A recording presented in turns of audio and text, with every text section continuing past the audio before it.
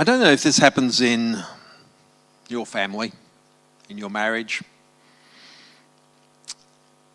but the words that have passed between my wife Jill and I on a number of occasions go something like this: you're just not listening. You're just not hearing what I'm saying. You're just not listening. And maybe it's something to do with the fact that a matter-of-fact South African is married to a touchy-feely counsellor. Maybe it has something to do with her upbringing versus mine. Maybe there's something to do with the baggage that she brought into our marriage, the baggage that I brought, and how that baggage all interacts and dances and plays together. But I just have this hunch that maybe that's a conversation that you're not totally unfamiliar with. Maybe that's also been said in some of your close and personal relationships. We seem to have a need to be heard, to be understood, to be accepted at a deep level. And when we're misunderstood, we get frustrated and we get annoyed. And sometimes we fight, and sometimes we just shut down and we go, what's the point? Something also my dear darling wife has sometimes said, what's the point? You've got your opinion and I've got mine. There's no point for us to keep talking. Not the good thing to say to a counsellor, because we have this funny notion that talking long enough will solve anything. And if you just keep talking about it, you will get there. Sometimes it's not that simple. But we crave acceptance for who we are. And when we don't feel heard, when we don't feel listened to, it's almost like, I don't accept all of you. I don't accept all of you for who you are. There are parts of you I just want to ignore and pretend that are not there. I would like to suggest to you this morning that the need to be listened to may not just be a human need. May not just be a human need. You'd be familiar with the Christian disciplines: worship, prayer, fasting, confession, service, simplicity. These are all mentioned in the Bible, and the Bible exhorts us to partake and to participate in those Christian disciplines. But do you know that while prayer is mentioned 200 times and worship is mentioned 150 times in the Bible, listening and hearing is mentioned 700 times? And it's usually in the imperative form. In other words, it's an instruction that we're asked to follow. It's a command that God gives us. It is, of course, the centerpiece of the Jewish prayer service in Deuteronomy 6:4, and I assume that's gone now. Oh, lovely. I like it when technology works. Hear, O Israel, the Lord, our God, the Lord is one. And of course, in the New Testament, the text, whoever has ears to hear, let them hear, is said quite often. Jesus says it, it's said in the book of Revelation. I kind of think that it surely when Jesus said that, he had a little smile on his face. He who has ears to hear, let him hear. It's almost like Jesus is saying, you've all got ears, I can see that. Some of you not really good at turning those ears on. So some of you have ears that are not for hearing. They're just for adornment. They're just because they look good on your face. They're not actually doing you any good because you're not listening. They're not listening type ears. And Jesus exhorts us to have listening type ears, as does the book of Revelation. So, why? Why do we need to listen? Why does listen matter? Why is it actually even important? And why am I spending the Sabbath morning sermon time talking about it? Why do I think it matters? Let me suggest to you it's one simple reason. Because we often stuff it up. Because we often get it wrong. Jeremiah puts it so well in Jeremiah 17, verse 9. The heart is deceitful above all things. The heart is deceitful above all things. Have you noticed that so often we keep doing the things that don't work? Have you ever noticed that? If something doesn't work, we actually do more of it. We have this saying, this piece of popular wisdom that we give to people. If at first you don't succeed, try again. I would suggest that maybe try once more, then try something different. Because if you keep doing the same, you get the same. Let me give you a good example of that. How many of you nag your partner or your kids? No, don't put your hand up. We'll turn this into group therapy. How well does nagging work? How well does it work? Not real well, not a high success rate. Do we stop then, though? Oh no, we just keep doing it. We do it better and we do it more, and it works even less. Something about us as human beings, we're not real logical. You know, there's one thing worse than bad people doing bad things, and that's good people doing bad things. Because we don't expect good people to do bad things. And I would suggest that there are many times when good people do bad things simply because they haven't listened to the feedback of the people around them. And they haven't listened to God. They haven't actually taken on board feedback, because feedback is meant to adjust their course. If we listen and we are open, we can adjust our behavior. And we can do things differently. We can start doing that which actually works better. Feedback from God reminds us of the changes we need to make, of the things that we can learn, and our minds are stretched and challenged, and that is how we grow. Secondly, I would like to suggest to you, and I think that's going to come up on the screen. There it is. Secondly,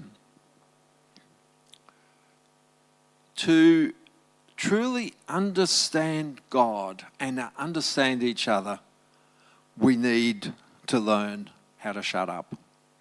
I don't know about you, but in my home that I grew up in, that was a really bad word. You weren't allowed to use it. I don't know if... Is it a still bad word with children? Do we still teach children not to say? Oh, we do. Okay. Probably I shouldn't use it in church. Sorry, Mel, if your children use bad language now as a result of the preacher this morning. If I used that word, it would bring out the wooden spoon, because I grew up in those really ancient days where parents did terrible things like hit children. My mother would grab the wooden spoon, but the good thing about Mum wasn't scary. Dad was scary. Mum wasn't scary, because Mum could never catch us. And so it sort of became quite comical, Mum running around the kitchen table with a wooden spoon, and we outran her. It was no problem. Dad, not so much.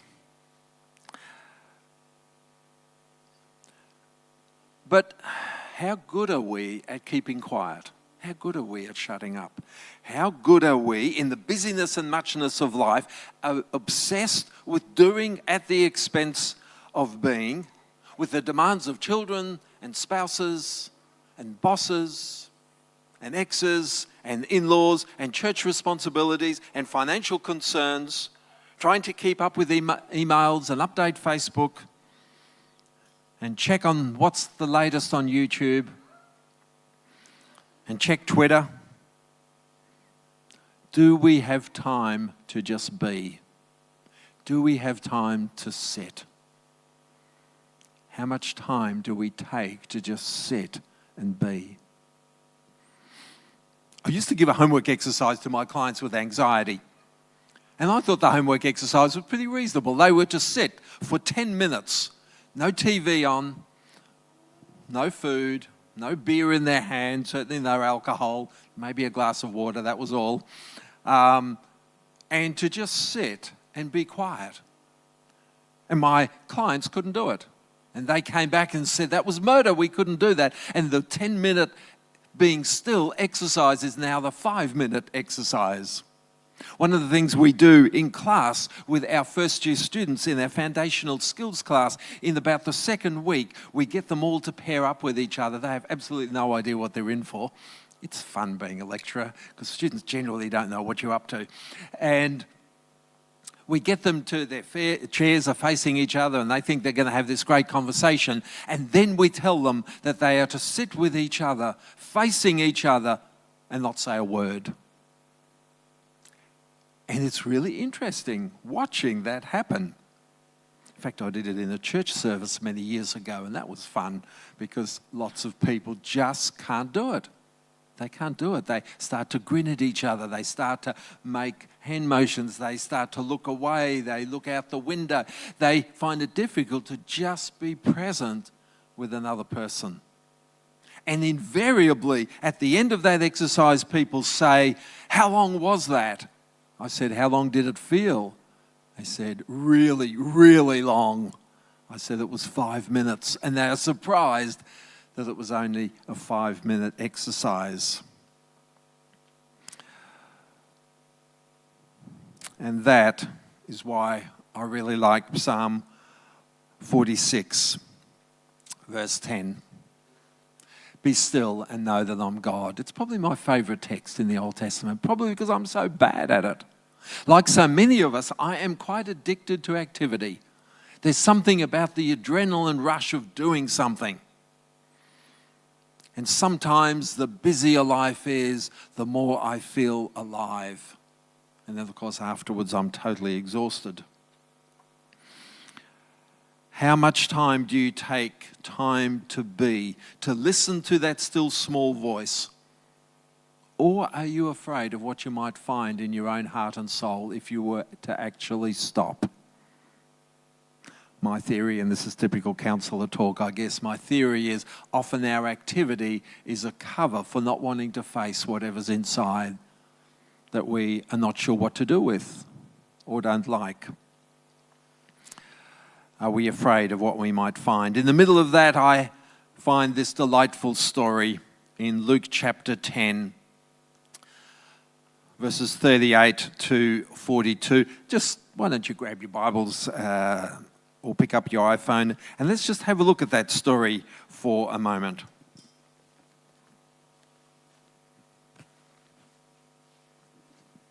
Luke chapter 10, verse 38.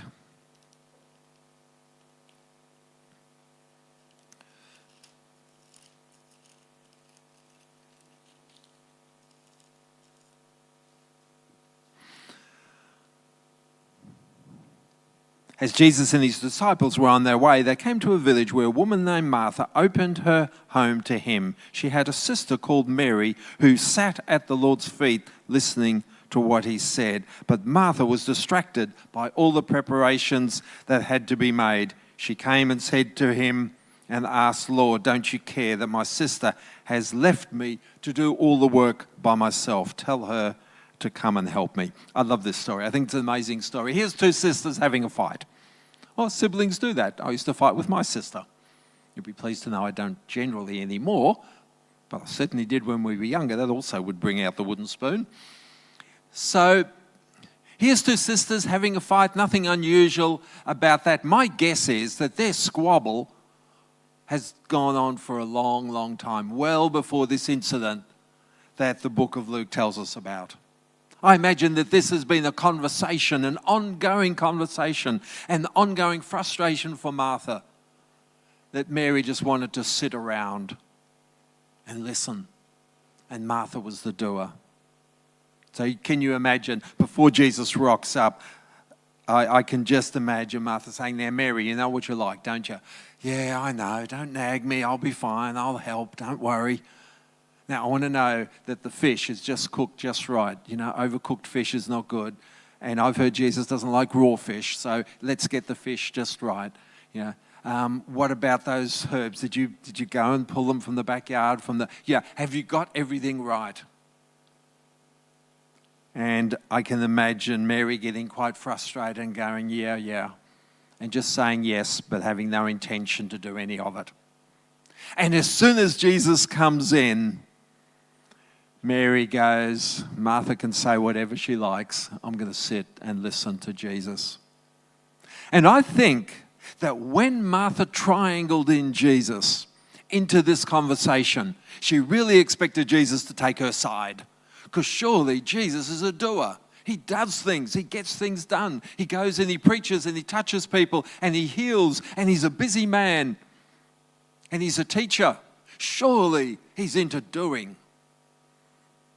And of course, Jesus utters those beautiful words. Martha, Martha, the Lord answered, you are worried and upset about many things, but only one is needed.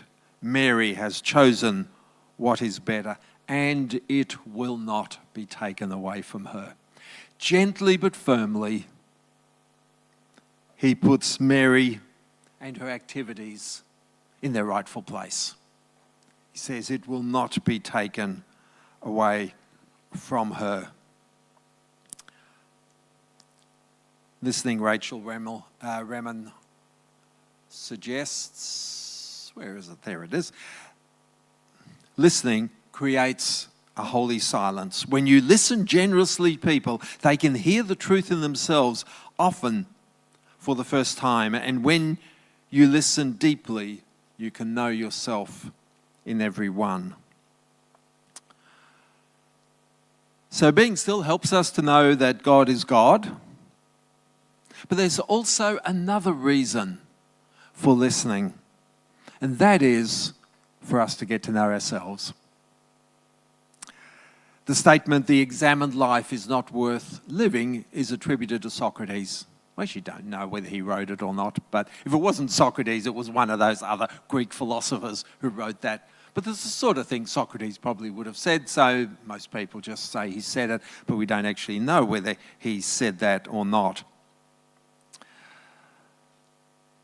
I would suggest to you that knowing yourself and getting to know what's on the inside in your own heart and soul and mind is not an easy thing.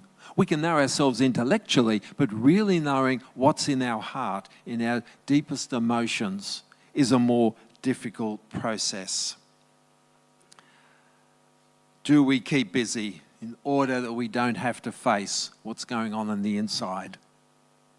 Carl Jung, very famous psychotherapist of the 1930s and a psychoanalyst, talked about the shadow side. And I really like that idea that we all have a shadow side. We all have a side of us that if we put it up on the screen right now, here in church, you'd be gone real fast. I know I would be. There are things you could put up on that screen, I'd be out of here.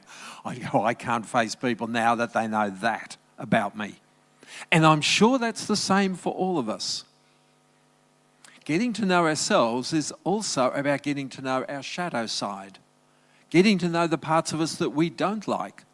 Getting to know the parts of us that sneak out, that leak out when we're under stress.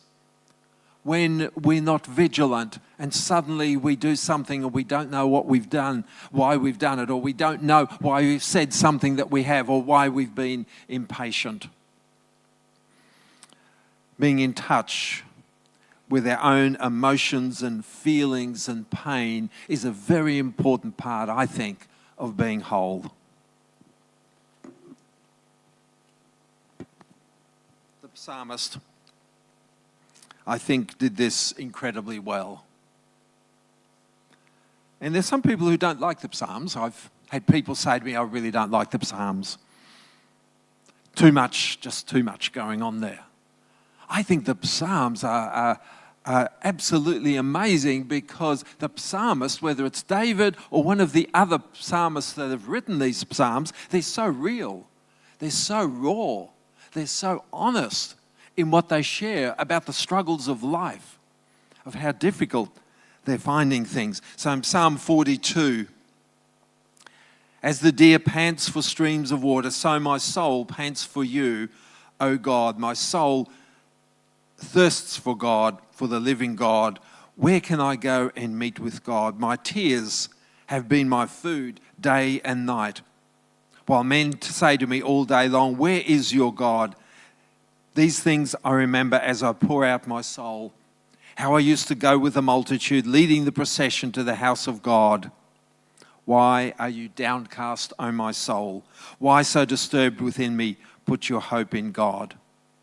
So you see this struggle here in this psalm, the struggle that this psalmist is having between the part of him that says, I can remember going into the house of God with joy and gladness. I can remember feeling so close to God. And now I don't feel any of that. I feel sad and I feel downcast. My soul is downcast within me. I say to God, my rock, why have you forgotten me? Why must I go about mourning, oppressed by the enemy? My bones suffer mortal agony as my foes taunt me, saying to me all day long, where is your God? Why are you downcast, O my soul? Isn't there something real about that? To me, there's something very raw, very real, and very honest about that. I think part of listening is listening to ourselves. Being able to face the pain, the skeletons, the voices speaking to our soul, the needs and desires. How much of that do we push down and we pretend it's not there? You know, ignoring your emotions doesn't have a good track record. It doesn't have a good track record because they have this terrible habit of leaking out. We sometimes, as therapists, call that psychological leakage. When people start leaking, they think they've kept it all inside and put a lid on the container and bricks on top of the lid. And then suddenly they blow up and something happens and they cannot believe that they said the words they did. They used the tone of voice they did, or that they were harsh and cruel. And so they're really sorry and they apologize profusely and say it'll never happen again. And then 6 or 12 months later, it happens again. And this is, I think, because of our struggle to actually face what is within and listen to our own heart. Listen to your soul and see what it tells you. Acknowledge your emotions. They're not bad. They're not a nuisance. They're not an interruption. They tell us an important story. They don't tell us the whole story, but they do tell us, I believe, an important story. And we ignore them to our peril. So how do you know if you're good at listening? Particularly if you're good at listening to others. How do you know? The older I get, the more I'm convinced there's really only two things that matter in life. One is my relationship to my Heavenly Father, and the other is my relationship to people around me. I can't think of much else that really matters. When you boil it all down, that's all that really matters. And if we are going to do those relationships with God and with others better, then I think it does start with listening and listening well. Listening to others, listening to our own heart and soul, and listening to our Heavenly Father. Let me finish this morning just by putting up a few things. That is a bit of a checklist for you about how well do you listen to others. You don't need to answer these questions other than to yourself. Firstly, how often do you interrupt others? How often do you interrupt? When somebody is speaking, you are so keen to tell your story because it's so good and it will change that person's life. How often do you find that when you talk to somebody and you start to tell them your story, which may be a difficult story to tell, and halfway through they go, oh yeah, that's just like, and then they tell you their story. And what does that feel like? Generally, that doesn't feel great because you know what? Newsflash, no two stories are the same, and nothing that you go through will be exactly the same as what I've gone through, or vice versa. Every client with depression that I've seen in my over 30 years of being a therapist, that depression is different. Every anxiety disorder that I have seen is different. Every grief is different. Every divorce is different. Every loss is different. Everybody's story is unique.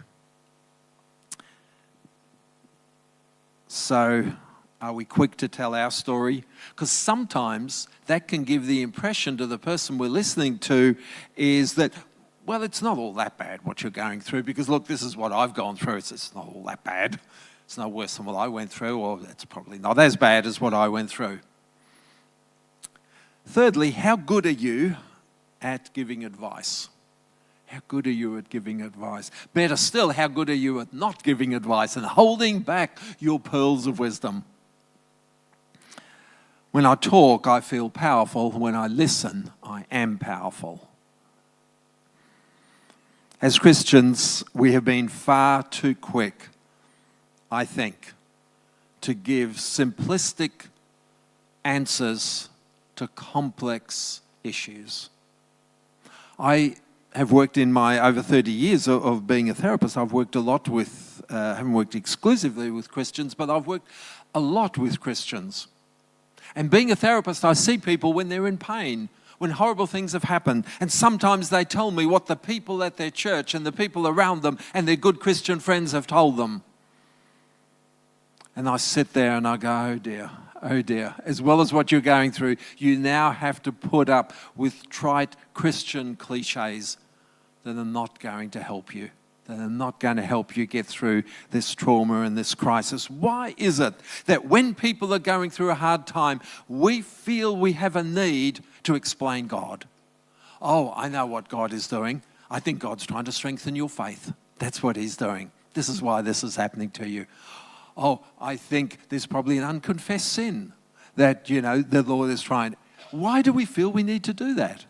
Why do we feel that we need to play Holy Spirit with other people? Why can't we just be there and nod our head and say, that sounds awful. That sounds really, really terrible. Is there anything that I can do to help support you through that?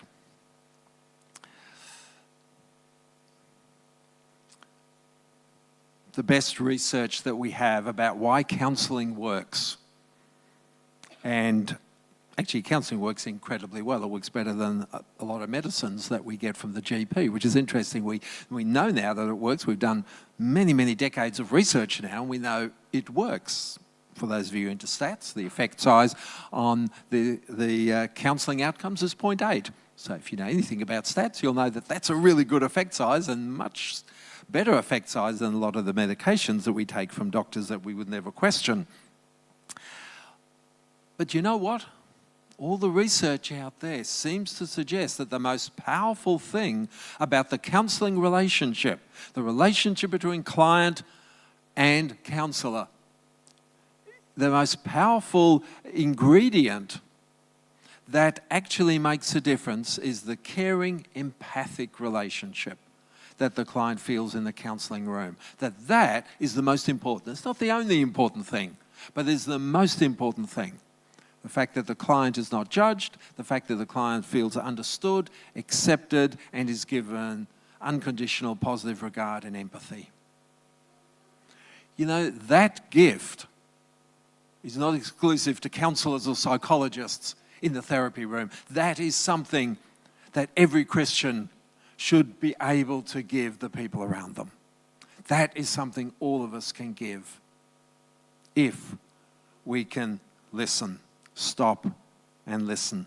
How often do you find yourself framing up an answer in your head as your friend or family member or spouse is talking to you? You're already starting to come up with what your pearls of wisdom will be, rather than just being present, rather than just being attentive to them. And how often do you wish that people would hurry up and finish their story so that you could tell yours or go off and do something more important? Why is it hard to listen? Well, firstly, I would suggest that all of us are a bit selfish. I think the Bible would agree with that. We're all a bit narcissistic. But I want to give you another explanation that comes not from theology, but that comes from psychology. I think sometimes when people tell us their painful stories, the chances is that we will get triggered.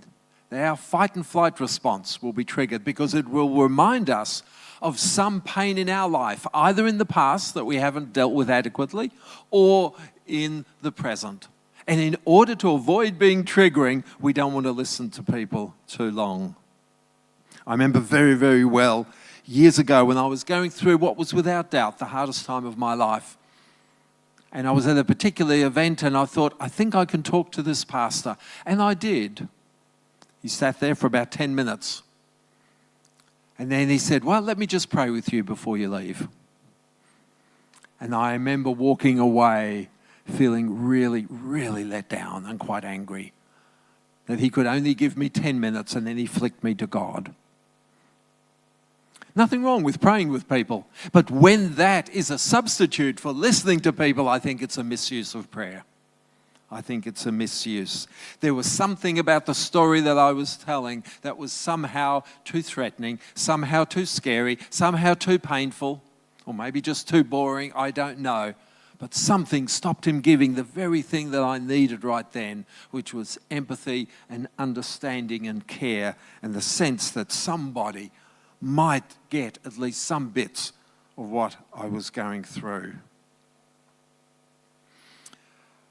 God listened to our pain so well, our struggle, our despair, that he stepped into our world. And so we have those beautiful texts that you know so well. In the beginning was the Word, and the Word was with God, and the Word was God. No one has ever seen God, but God, the only Son, who is at the Father's side, has made him known. So 2,000 years ago, in the womb of a young Galilean woman, God became flesh and blood. Infinity became mortal, immortality took on our nature, and we have the greatest miracle of all time, Emmanuel, God with us. God didn't stay up in heaven to tell us he felt sorry for us. He didn't just send us an email. He didn't just say, well, that's really tough. Why don't you try this? He sent himself down to walk amongst us. Emmanuel, God with us, took on our pain. And I would suggest to you that the incarnation is the blueprint for us as followers of Jesus. We are to feel their pain. We're not to try to fix, to advise. We're not there to tell them primarily about our church or about the rules of our church. We are there to understand. And only then, I think, once we listen and understand, have we actually earned the right to say anything more. Only once we listen and understand. God listened to the cries of his people. And he has asked us to do the same. This is a pretty messed up world. Have you noticed? It's a pretty messed up world. I don't know about you, but again, maybe it's an age thing, but the longer I live, the more messed up it seems to be getting. The hurt and the pain and the death and the destruction and the poverty and the starvation. We have all this marvelous technology. And hundreds of thousands of people every day don't have enough food to eat. Is there something wrong with that? Don't have a house to live in, have bombs dropping on them. Horrible, horrible stuff happening in this world. And we are called, as followers of Jesus, as members of the kingdom of God, we are called to be caring, to listen, to be there, to try to understand this hurting world. We are to intermingle and touch those who don't even realize that they are God's children. Those who don't even realize that they are sons and daughters of the King.